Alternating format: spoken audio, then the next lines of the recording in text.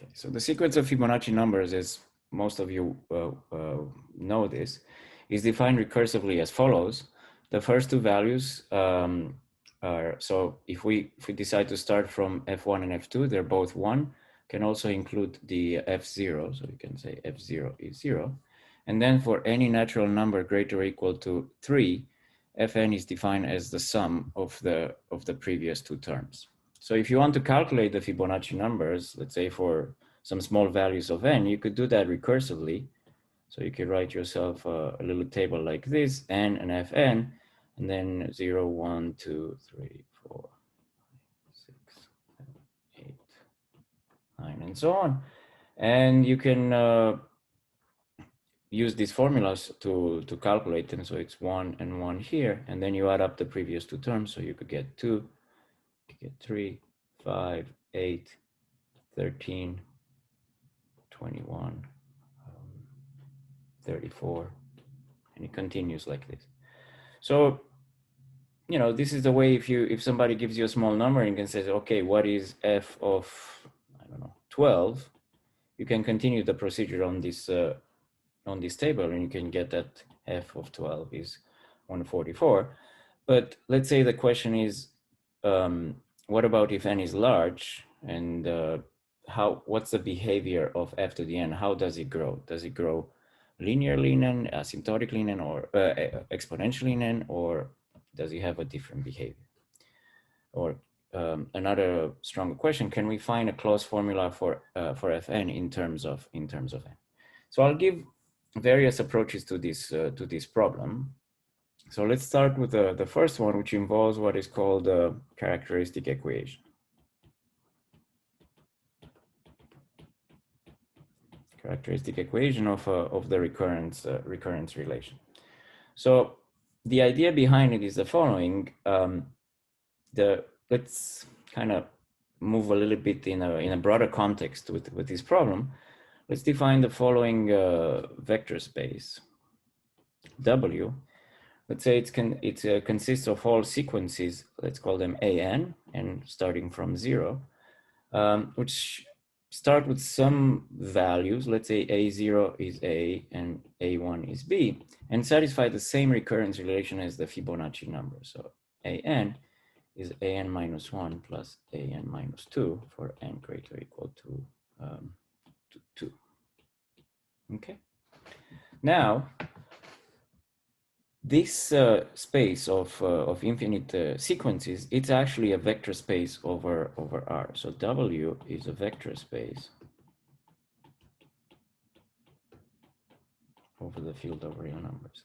And that's not too hard to see. If you have two sequences that satisfy this recurrence relation, you can add them up, and that sequence is going to satisfy the same recurrence relation. Also, if you have a sequence in W and you multiply by a scalar, the linear recurrence relation is preserved. So I leave that as an exercise for you to show that W is a vector space over R. But there's more than that. Actually, it's a finite dimensional vector space over R. And we can actually prove that the dimension of W over R is 2. So how can we prove this? So let's move to the next slide. So again, I'll write here that W consists of all these sequences, A0A, A1B for any A and B real numbers, and an is an minus 1 plus an minus 2 for n greater or equal to 2. And I want to show that the dimension of W over R is 2. So to do that, I need to give you a basis formed by two elements or two sequences. So let's define En for n greater than equal to 0, the sequence that starts with E0 is 0, E1 is 1, and then the same recurrence relation. And let's define another sequence, like, well, let's call it Fn, n greater or equal to 0, that starts with 1, F0 is 1, F1 is 0, and Fn equals Fn minus 1 plus Fn minus 2. So it's clear that each of these sequences are members of the, so En and Fn are both in our set W. And it should be pretty, not too hard to show that En and Fn are linearly independent. I mean, it's not too hard to show this. One is not a multiple of the other. So again, I leave this as an exercise for you. What I'll show here is I'll show that they form a spanning set for the vector space W.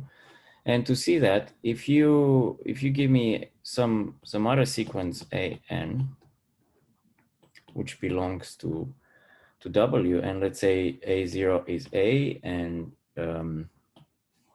A1 is B, and for some A and B real numbers, then this sequence AN is going to be a linear combination of En Fn. It's in the following way. It's going to be B times En plus A times Fn for every n greater or equal to 0. That's actually what's going to happen. And yeah, so that proves that the dimension of W is 2. Okay, so that's nice, but how does this help us with finding a formula for the Fibonacci numbers? Because you see, it's a little bit like we're going around our tails, because you must have noticed that the sequence here in light blue, this is actually the sequence of Fibonacci numbers. So, okay, it's an element of a basis. So how can we get a formula for it? Well, the trick is to find a different basis, to use another basis for this subspace, for this space, and write the Fibonacci sequence in terms of the elements of that basis. And the basis that we're gonna use, it depends on the roots of this characteristic equation. So the characteristic equation of our sequence. So our sequence, if you again come back to all these recurrence relations, it satisfies this Fn is Fn minus 1 plus Fn minus 2. So the characteristic equation is defined as x squared equals x plus 1.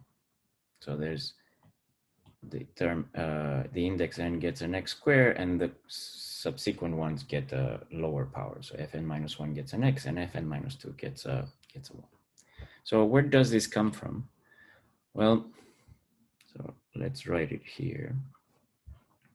So if we have this equation x squared equals x plus 1, this equation has two roots. And it's not difficult to show that, to see that the discriminant is 5, and we have two roots. Let's call them alpha, which is 1 plus square root of 5 over 2, and beta, which is 1 minus square root of 5 over 2. Okay. And from these roots, each of them satisfy this recurrence relation, this equation. So alpha squared is alpha plus 1, and beta squared is beta plus 1. So that actually means that the powers, we're going to have something of this form. Alpha to the n is always going to equal alpha to the n minus 1 plus alpha to the n minus 2. And the same thing for beta. So we can define a sequence alpha n greater or equal to 0 by alpha n being this power, and another sequence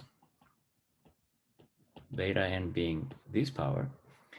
And it's actually, again, not hard to see that each of these sequences belongs to our space, vector space W, because again, this power satisfy this recurrence relation that we want, and they're actually linearly independent. So the sequence alpha n and the sequence beta n together, they form a basis for the space W, and therefore we can write any of our any of the elements in W in terms of as a linear combination of alpha n and beta n. So our sequence Fn is going to be some number c times alpha n plus some number d times beta n for some c and d real numbers that we can determine precisely that from the initial conditions. They can be determined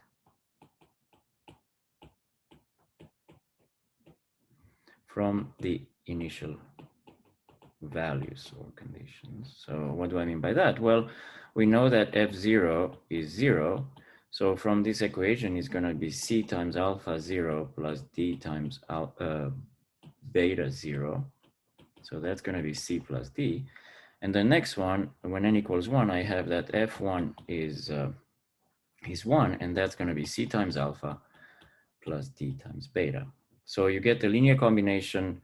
Remember that alpha and beta were these roots of this quadratic equation. So you have this linear system, C plus D equals 0, and then C alpha plus D beta equals 1.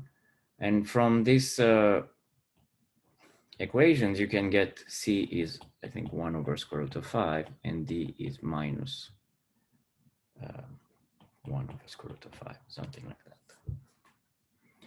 So with that in mind, you come back into the formula here, and what do we get?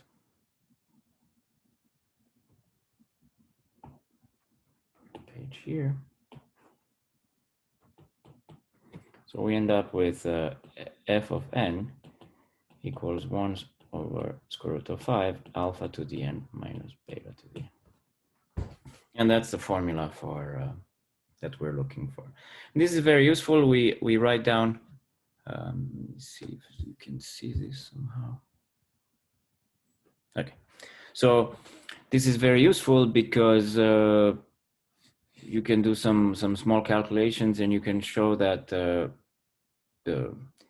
beta n is a small number in absolute values between 0 and 1. So beta to the n goes to 0 as n gets large. So essentially the big power of Fn sits in here, and this alpha n is something like this alpha is something like 1.6 something, this related to this golden ratio. And so Fn grows exponentially in n as n gets large. Okay, so this is one approach. Actually, so the general setting, so the more general situation, so more general, is when we have some kind of linear recurrence relation of this form. Xn equals depends on not just the previous two values, but it depends on the previous, let's say, k values, where k is some fixed constant. So let's say it's a1 xn minus 1 plus a2 xn minus 2 plus ak xn minus k. So we have some linear recurrence relation of this form. And let's say we have we are given the first value. So we know x0, x1, the first k values are given. And then you can write down what xk is in terms of this value and so on. So how can you get a formula for xn in terms of a1, a2, ak, and in terms of these initial values? So the idea is the same, and you can basically do the same argument that I show you with the vector spaces and so on. In general, nobody does it, so people just write down the way to get the solution directly, and that works as follows. You have this the characteristic equation here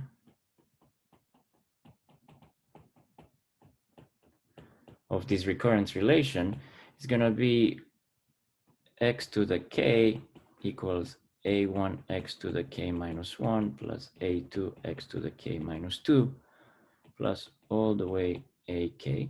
Okay, so now this has degree k, not, in our previous example, k was 2.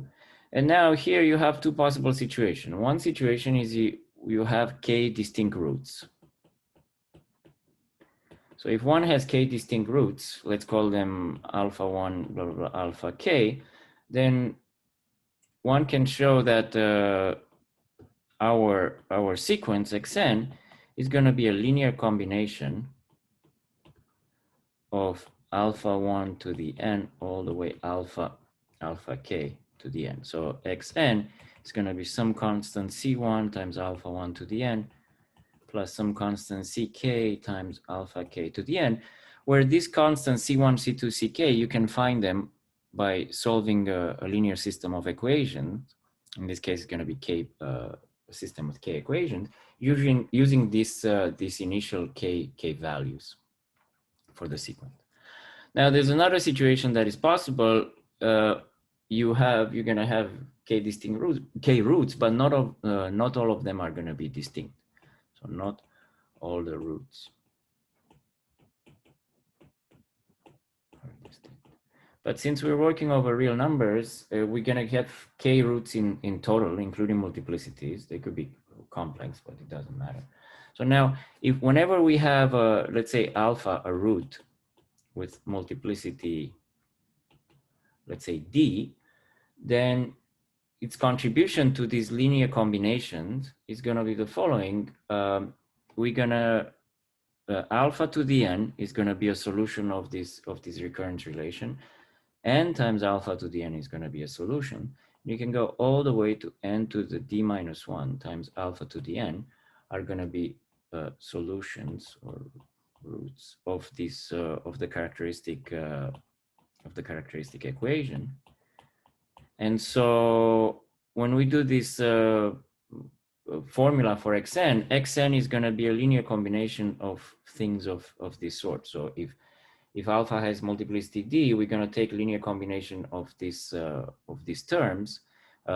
If we have another rule, let's say beta, that is simple, we just take power of beta to the n, and we proceed as similarly to the first case. You can get the coefficients of these terms using the initial k values. So let me give you a simple example. Let me see if I can squeeze it here on the top. So if I have, for example, something starting with x0 is 3, x1 is 5, and you have something xn is 2, xn minus 1 minus xn minus 2 for n greater or equal to 2, then the characteristic equation here, it's x squared equals 2x minus 1. So we have 1 is a root, let's say alpha equals 1 is a root, or solution of this equation, and it has multiplicity 2, and therefore our xn is going to be a linear combination, let's say c1 times 1 to the n plus this other part that comes from this the multiplicity plus c2 times n times 1 to the n. So it's going to be some linear function. So xn is going to be c1 plus c2n, and again c1 and c2 you find them from the initial values. Okay. All right. So that's one approach using this characteristic equation. Let me give you another approach. I'll sketch it because it's a nice thing to keep in mind, especially for those of you again that are taking linear algebra today. So if we look at this the problem with the Fibonacci, so let me say a matrix approach to Fibonacci numbers.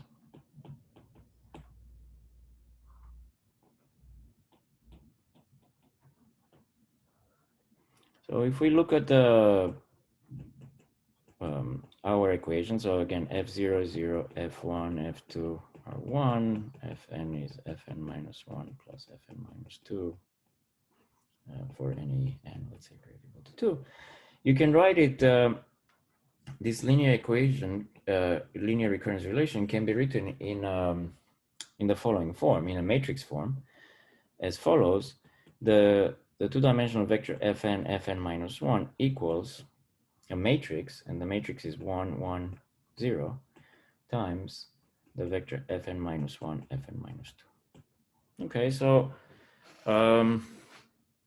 you can check this easily if you look at the first row of the matrix product on the right side. The first entry is going to be fn minus 1 plus fn minus 2, which equals fn by the recurrence relation, and the second entry in these vectors are the same. They both equal fn minus 1.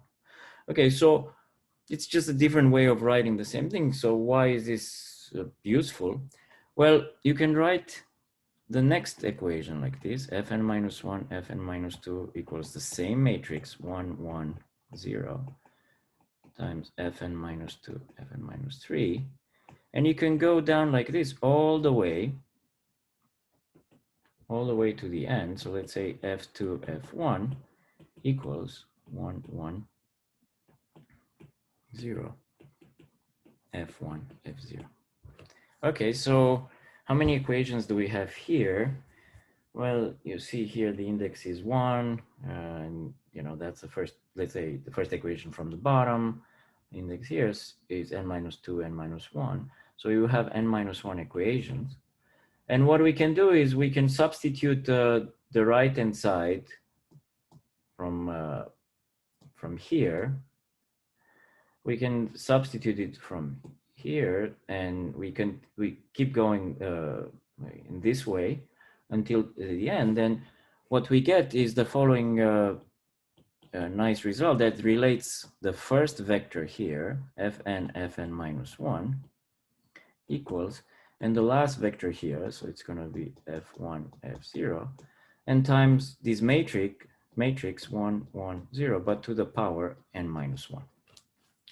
So now, if we can figure out a nice formula for this matrix, it's a 2 by 2 matrix. So how hard can it be to figure out how does it look when you raise it to the power n minus 1? So let's try to do that.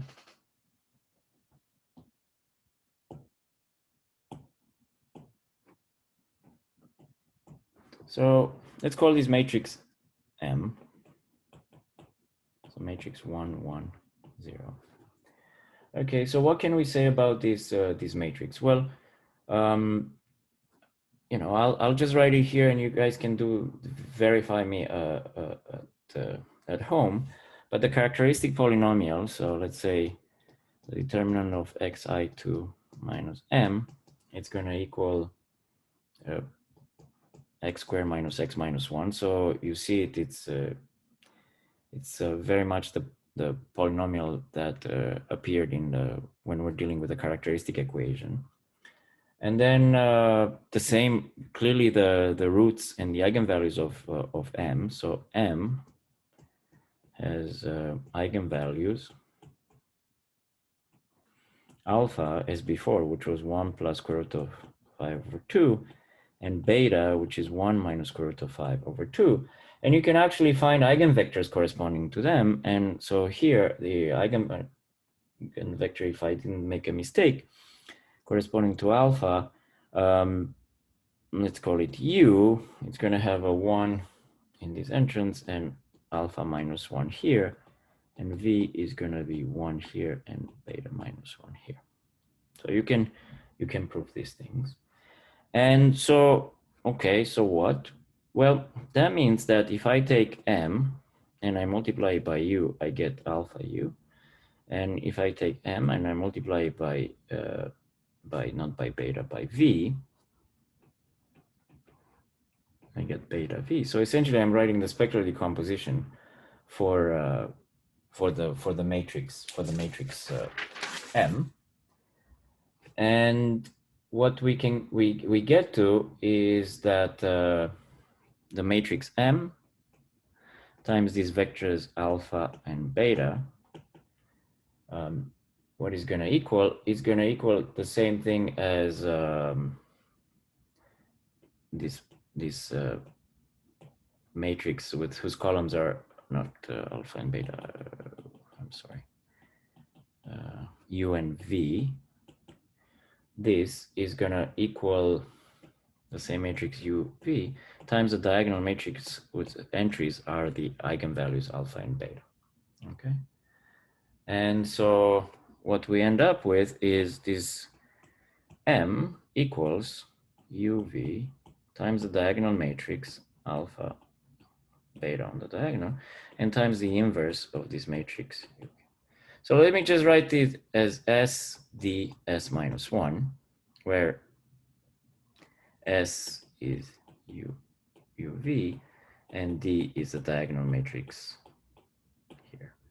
So why is this useful? Well, this is very useful because it allows us to calculate the power of that we want, m to the power n minus 1. This is going to be S ds minus 1 to the power n minus 1. And this is S ds minus 1 times S ds minus 1 times to the S ds minus 1. And all these things here, they're going to give you identity. And we're going to end up with S d to the minus 1 S minus 1. All right. And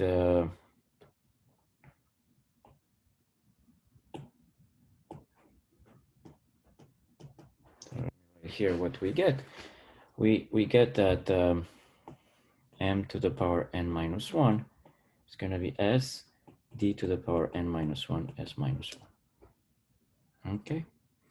Now, so let's kind of spell out what these each of these things are.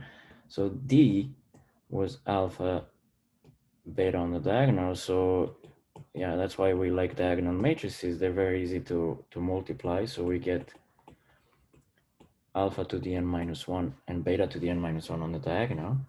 What was S? S had these vectors as column, the eigenvectors, and it was 1 alpha minus 1, 1 beta minus 1. And you can calculate the inverse. So I'll leave it to you as an exercise. I think the inverse of minus 1 is going to be something like 1 over beta minus alpha, beta to minus 1, minus 1, minus alpha inverse in 1.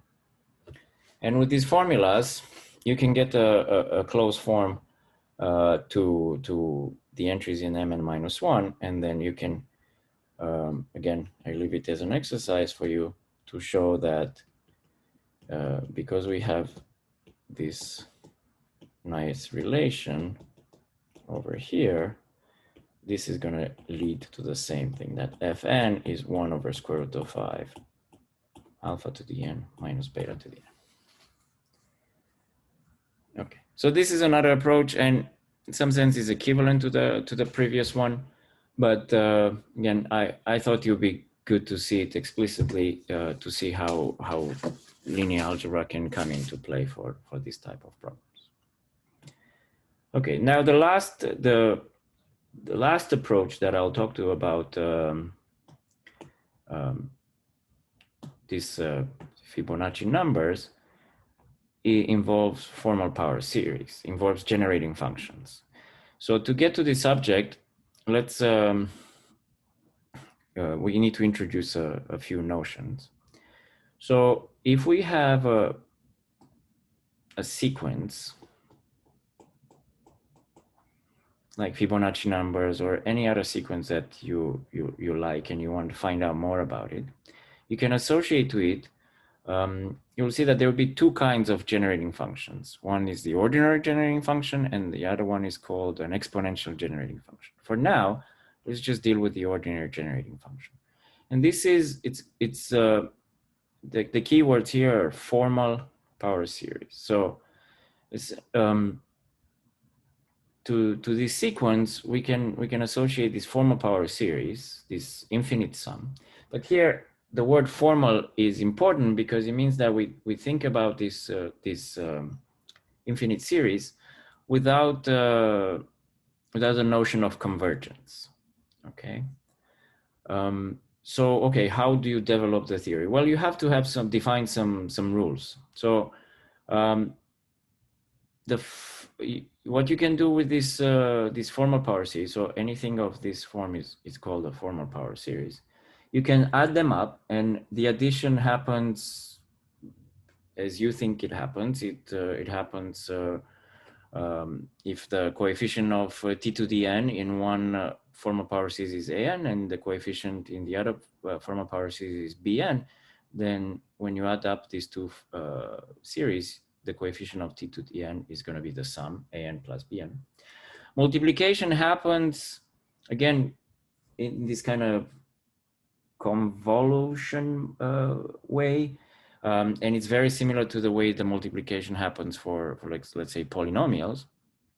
And basically, if you have two series and you multiply them, then the end coefficient in the product, Cn, is obtained by, it's essentially all possible ways that you can make a t to the n in the resulting product. So if you think about it, it's you're pairing up a t to the k in the first series, which gives you this coefficient, and you're pairing it up with a t to the n minus k in the other series. Okay, so these operations are very nice. They're associative, commutative. You have distributivity laws between this operation of addition and multiplication, and you have this the set of all formal power series creates this ring, which is denoted C double square brackets T, just to differentiate it from the C with one square bracket T, which is a ring of polynomials. In our case, most of the times we'll work over RT, but the most general way is the most general ring is C, in which the coefficients are complex numbers. Okay. Now, there's one more thing here that I need to tell you about, and that's the notion of equality. So if I have, let's say, I have FT denotes this series. You can write it like this: n to 0 to infinity of an t to the n, and g of t equals this series of bn t to the n. We say that f of t equals g of t if and only if an equals bn for every n greater or equal to 0. Okay. Now, all the theory of generating functions, how do you develop formulas for various generating functions and so on from these basic principles, is spelled out in a very nice article that I posted on the Google Drive. It's this article by Ivan Niven called Generating Functions. So I really encourage you to read it. It's very well written and so on. I'll mention some of the things here, but I won't have time to cover all the aspects and so on. So there are many. So you start with these basic definitions, and then there are many things that are developed there, among which you will see that it develops the binomial formula.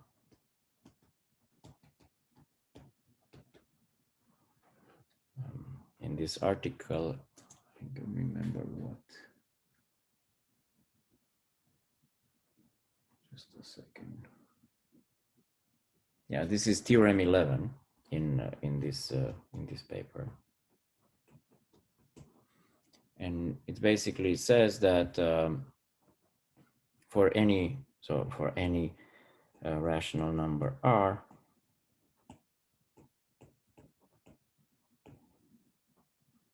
if we raise 1 plus t to the R, this is going to equal summation from n equals 0 to infinity of R choose n t to the n, where remember that R choose n is defined as R times R minus 1 times R minus n plus 1 divided by n factorial. Okay, that's when I guess n greater or equal to 1 and R choose 0. Okay. So this is actually proved in the in this very nice article. So now, so okay, what can you do with this generating function? So the idea is the following. So as before, let's say we have a sequence an that maybe we have some recurrence relation that involves the terms of n or some kind of information about an. So from it, we can look at either its generating function. So its generating function is this formal power series summation from n equals 0 to infinity of a and dn, or depending on the situation, you can look at the exponential generating function.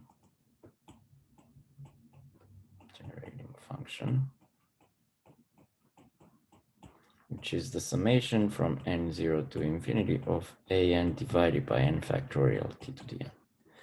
And in each situation, you want to find out some information about this function. So find out something about this generating function, say gf or egf. And then if you find out some information about either one of these functions, you go back and you extract the information about an from that information that you got about the generating function or the exponential generating function. Okay, so let's play around with these things and see how it works. So I think here, this is now page 10. So what can we say, for example, about some simple sequences? So let's say the sequence an equals 1 for any n greater or equal to 0. So for that sequence, its generating function, the ordinary, sometimes called ordinary generating function, is the summation of n is 0 to infinity of t to the n. And now I want to show you that this generating function has a different can be written in a nicer way. And to show you that, I would like to do the calculation. I would like to multiply this generating function times 1 minus t. Okay, you can ask, well, why 1 minus t? Well, let's see what it gives us. So on one hand, we have this blue generating function, which is all the coefficients are 1. And on the other hand, we have this, I guess I use gray here, in which b0 is 1, b1 is minus 1, and all the other terms are 0. So when we do the multiplication, we get, let's say our the product is denoted by Cn. You have the coefficient Cn from n greater or equal to 0. And then by the definition of multiplication, each Cn is the sum of k over k from 0 to n of ak times b to the n minus k, which can be expanded this way here. We have a sum of n plus 1. We have n plus 1 terms. So what do we get? When n is 0, we get C0 is A0 times B0, so we get 1. When C is 1, we get A0 times B1 plus A1 times B0. So the A's are always 1, and B0 and B1, one is 1, the other is minus 1, so at the end they cancel out, I get a 0 here. C2, well, the first term has B2 in it, so that's gonna kill it. And then you have these other two terms that cancel out, so you get 0. And for n greater or equal to 3, Cn is gonna have this expression. Now, for n greater or equal to 3, all the terms here, all these n minus 1 terms, they have a b in it that has an index which is 2 or more, so that's gonna give me 0. And here I have an minus 1, which is a 1, an an, which is a 1, and I have a b1 and a b0. One is 1, one is minus 1, so together they give me 0. So I get 0. So essentially the answer here is going to be that the product between them equals 1. So when that happens, when the product of two formal power series equals 1, we say that one is the inverse of the other. So here we have the product of these two power series is 1. So the sum of this first one is going to equal 1 to the 1 minus t, which is going to be 1 minus t to the power minus 1. Now I go around, yeah, maybe it's not the best order, but there's a notion of differentiation that you can, so you can define the derivative of a formal power series as follows. It's the kind of the way you've seen it before, perhaps in analysis, but or for polynomials. So the way you define it, if I have this sequence with coefficients an, then its derivative, the coefficient of t to the n minus 1 is going to be n times an. So you can take the derivative once. So you have this operator d, which d of f gives you f prime of t. So this is what we have here. This is called the derivative f prime of t.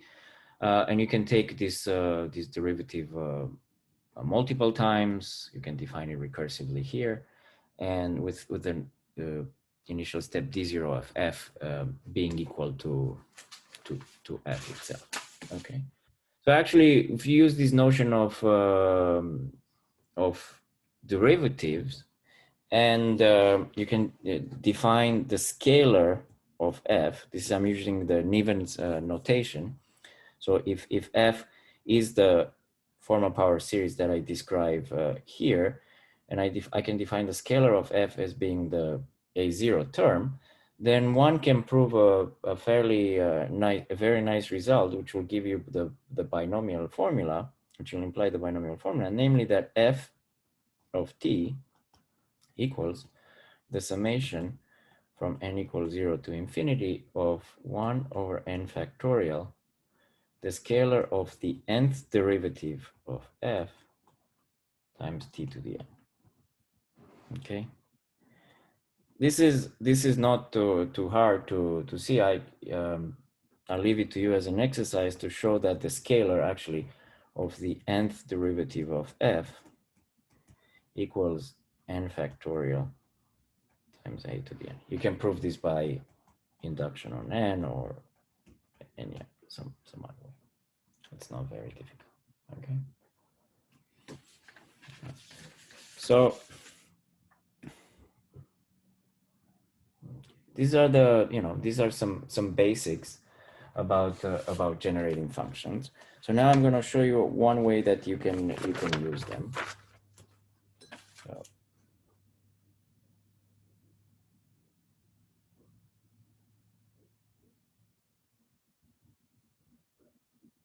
okay. So this is page 12 now.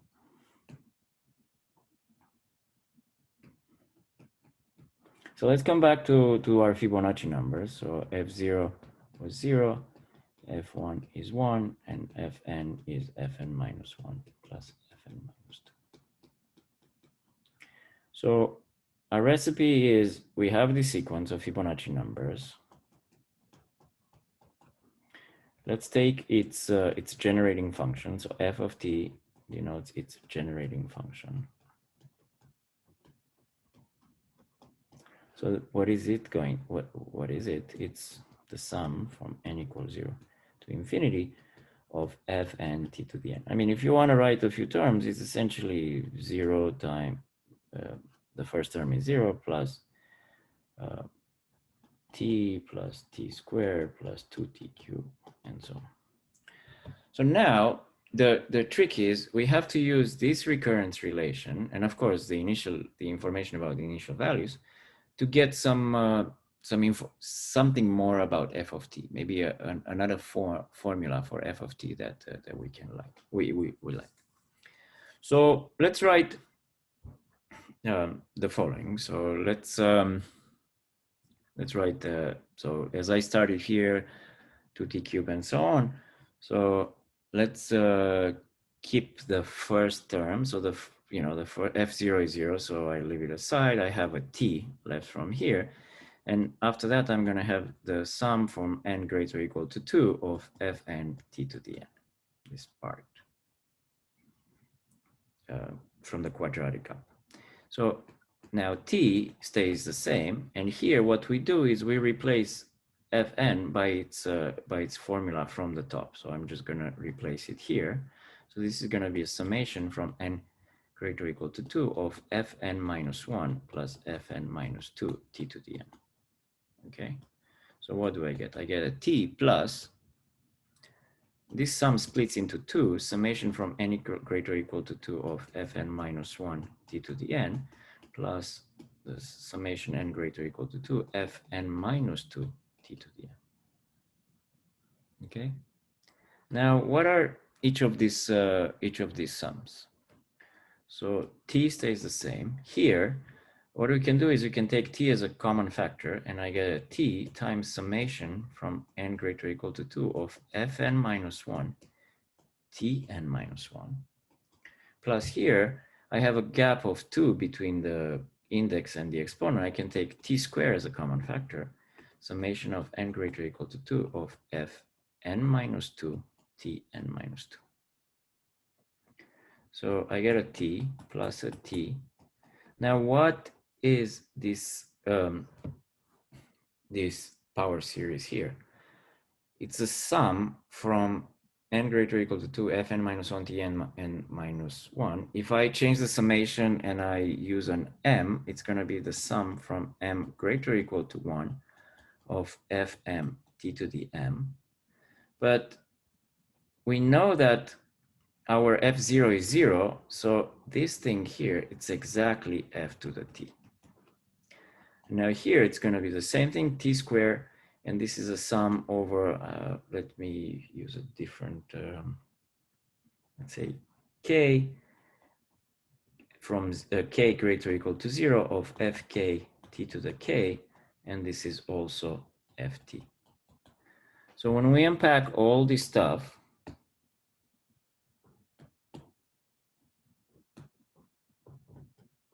what do we end up with? We started f of t, and that's going to equal t plus t times f of t plus t squared times f of t.